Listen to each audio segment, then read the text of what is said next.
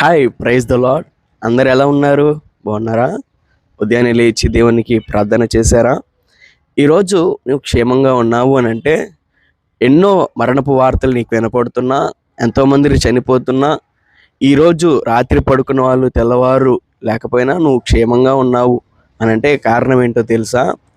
దేవుడు యెషయా భక్తుడితో ఇలాగ రాస్తూ అంటున్నాడు. 46వ అధ్యాయం 9వ వచనం చూసుకున్నట్లయితే 46:4లో చూసుకున్నట్లయితే, ముదిమి వచ్చే వరకు నిన్ను ఎత్తుకున్నవాడు నేనే, తల వెంట్రుకలు నెరిగే వరకు నిన్ను ఎత్తుకున్నవాడు నేనే, నేనే చేసి ఉన్నాను, చంక పెట్టుకున్నవాడు నేనే, నిన్ను ఎత్తుకొనుచు రక్షించువాడు నేనే.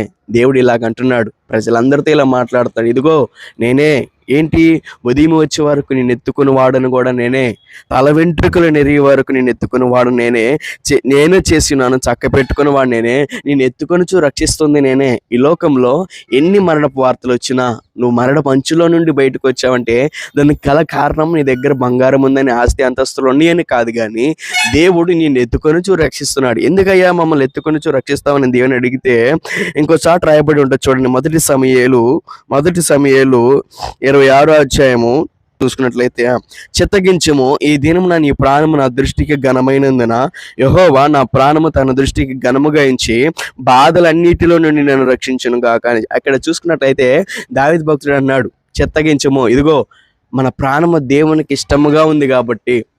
నీ దగ్గరున్న ఆస్తి అంతస్తులు దేవునికి ఇష్టంగా ఉన్నాయని చెప్పట్లా, బంగారాలు మేడలు మిద్దెలు ఈ కాదు, నీ లోపల ఉంది, నీ ప్రాణం ఉందే, ఆ ప్రాణము దేవునికి ఇష్టంగా ఉంది కాబట్టి ఈరోజు నువ్వు బ్రతికి ఉన్నావు, ఈరోజు నువ్వు క్షేమంగా ఉన్నావు, ఈరోజు సంతోషంగా నీ కడుపులో నీకు ఆహారం వెళ్తుంది అంటే, లేకపోతే నీ బంధువులతో నువ్వు మాట్లాడుతున్నావు అంటే, నీ భార్యతో నీ పిల్లలతో నువ్వు హ్యాపీగా ఉంటున్నావు అంటే దానికి గల కారణము నీ దగ్గర ఆస్తి అంతస్తులోనే అని కాదు, కానీ నీ ప్రాణము దేవుని దృష్టికి ప్రీతికరంగా ఉంది కాబట్టి ఆయన నీ బాధలన్నిటిలో నుంచి రక్షిస్తున్నాడు. కాబట్టి నిన్ను రక్షిస్తున్న దేవునికి ఆయన కోరుకుంటుంది కృతజ్ఞత, విరిగి నలిగిన మనసు కృతజ్ఞత కలిగి ఉంటాం. కాబట్టి రక్షించిన దేవునికి కృతజ్ఞతాస్తుతులు చెల్లిస్తూ ఈ యొక్క యూట్యూబ్ ఛానల్ మీరు అందరూ కూడా సబ్స్క్రైబ్ చేసి ఈ వీడియోని కనుక అనేకులకు షేర్ చేసి కామెంట్ రూపంలో దేవునికి కృతజ్ఞతాస్తుతులు చెల్లిద్దాం. ఆమె